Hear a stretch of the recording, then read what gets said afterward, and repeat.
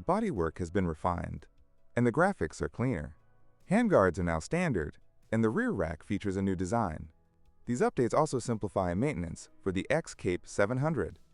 The 693cc parallel twin engine produces 50 pound-feet of torque at 500 revolutions per minute. Top speed has increased by nearly 10%, rising from 105 to 115 miles per hour. The bike is lighter and now includes an engine heat shield. The power boost exceeds what is typically expected from a simple increase in engine displacement.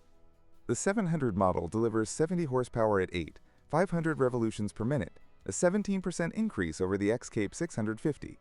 Up front, the bike utilizes fully adjustable 50mm Marzocchi inverted forks.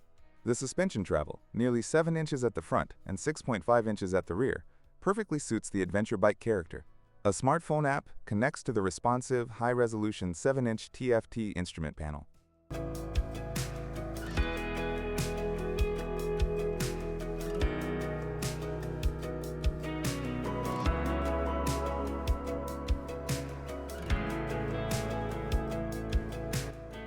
A powered USB-C port is now available for charging, complementing the existing USB-A port.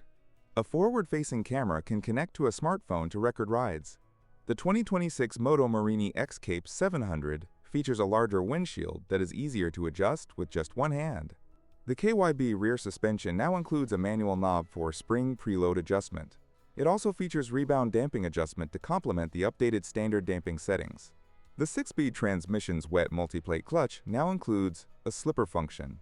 It also features an assist mechanism, making the clutch lever, which now has a new adjuster, feel lighter to pull.